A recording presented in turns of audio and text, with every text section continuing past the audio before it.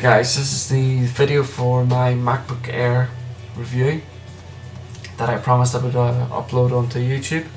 I've had this now for about a month and a half, maybe 2 months now, and I've used it quite extensively, and I've had the review in my mind, so I've been doing things with the MacBook Air with the review in mind. Now, the first thing that I'm going to talk about is the specification of this particular unit. This is one of the first MacBook Airs that came out, so the spec on it is slightly lower than the ones that you would see in the Apple Store at the minute. This one's got a 1.6 GHz Intel Core 2 Duo, 2 GB of RAM, 80 GB hard drive. It's got a normal 13.3 inch glossy screen, LED backlit, Bluetooth and Wi-Fi, one USB port, one micro DVI port, one headphone jack, and no optical drive. Now, the first thing I'm going to talk about is the aesthetics of the unit. Now, everybody knows, when the MacBook Air first came out, the big thing about it was obviously how thin it was, how light it was, and the durability of it. I can say that using this, it's a very, very light machine, very light, and it's incredibly robust. When you look at it, you feel that it's going to be very, very flimsy. You need to be very careful with it and stuff like that. You need to be careful with all your products, but with the MacBook Air, it was the first one that had the unibody design. So if anybody's got a MacBook Pro, one of the new MacBook Pros, or one of the new MacBooks, you will understand what I'm talking about when I say about the robustness of it because of the unibody. So that's the first thing about it. Now, the next thing, which a lot of people complained about, didn't like, was the connection ports, or sorry, lack of connection ports. There's no Ethernet port. There's only one USB port, the micro DVI port, which allows you to connect to an external monitor. One headphone jack. There's no mic jack, and that just tucks away nicely. I'd like to say, just in case there's people watching and thinking, I do have covers for this to protect it, but I'll be doing those in a later review. Now, as far as the lack of connectivity is concerned, especially like the Ethernet, my understanding is when Apple brought this out, they aimed it at a specific market, and that market is certainly, they weren't aiming at first time users. They were aiming at people that are on the go all the time, and taking this with them, like businessmen, or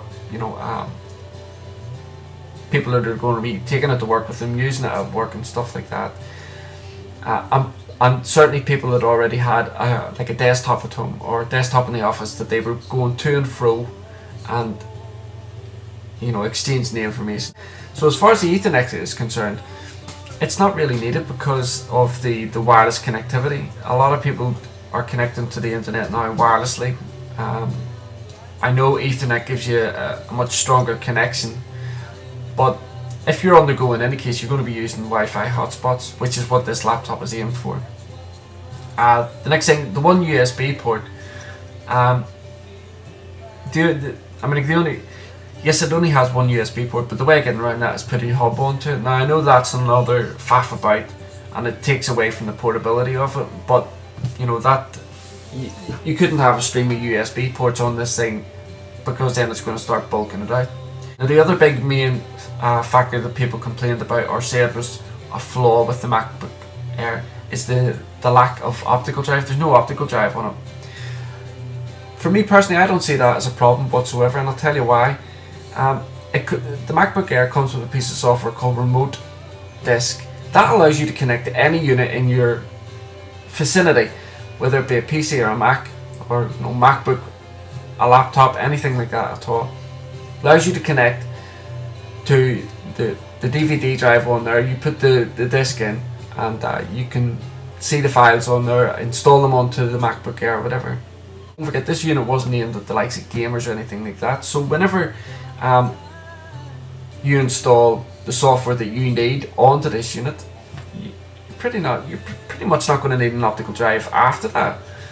As far as your media is concerned, because people were saying, Steve Ballmer came out and said, you know, if you want to watch a DVD, you want to watch a movie, if you're on a plane or something like that, you're not going to be able to. Well, you are, because I don't know about you guys, most of my content comes down through iTunes. Like I said, you know, once you put the likes of Microsoft Office or iWork 9 on there, what are you going to need an optical drive for then after that? Because it's installed on there, it's already on there. Now, going back to the hard drive as well, a lot of people were saying that the hard drives in it weren't very big. It didn't give you a lot of storage and stuff like that. I can agree with that. This one only has an 80 gigabyte hard drive, but for me personally, that's fine.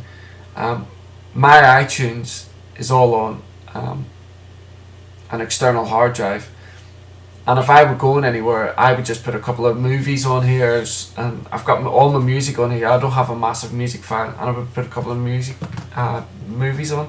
The one thing that is bad about the hard drive on here, it's a 4200 RPM, so it's quite a slow hard drive, which does affect obviously the performance of gathering or getting the information off the disk. What I will say, going back to the lack of optical drive, what I will say about that is a lot of the especially Microsoft people, you know, again going back to Steve Ballmer, he came out and said about the lack of the optical drive will be the biggest flaw with the MacBook Air. Well, netbooks have come out and they don't have optical drives, and the same people who were complaining about the MacBook Air having no optical drive seem to be getting on okay with their netbooks not having optical drives. The next thing I'll say about is the battery.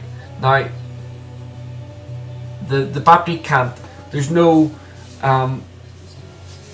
on the back of it, you can't take the battery out. It's got to be done by Apple. Now, I can see why that would be a pain in the ass for people that are on the go, which is who this was aimed at. If they're on a train or a plane for more than 6 hours and they don't have access to a PowerPoint, they're going to want to change a battery, and obviously they can't do that on here. So I can see why that would be a pain in the ass.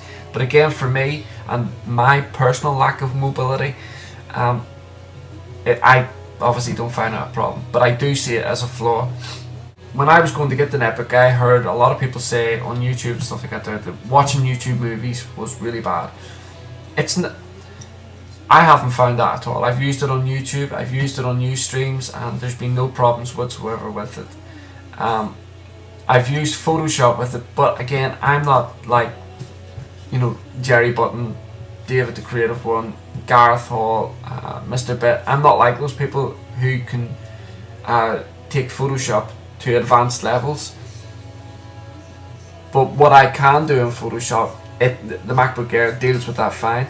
But again, I don't see the MacBook Air being aimed at designers who are going to be using top-end software for rendering 3D models and stuff like that. It's just not going to cope with that. So, to conclude, for me, the MacBook Air is a great system. I loved it. It's got a very, very bright screen, very responsive screen. It's got a backlit keyboard that I find very, very beneficial. It's all ambient light. It's got the eyesight on it as well. The tracking pad is incredibly responsive. It has the same kind of 3-finger gesture and 2-finger gesture that the MacBook Air does. Or sorry, the MacBooks and the MacBook Pros do. So that's it, guys. That's my review for the MacBook Air. I hope it's helped anybody that's maybe thinking about getting the MacBook Air. Don't forget, this MacBook Air that I have is one of the older ones. The newer ones that have come out have got better graphics powers in them, which is going to enhance the performance as well. But for me, this unit is incredibly good. I love it. I can see why some people don't get along with it, don't really like it, but me personally, I think it's great. Okay. Thanks very much, guys, for watching the video, and hope to see you all soon. And thanks very much for all the comments on the last video. Thank you. Bye.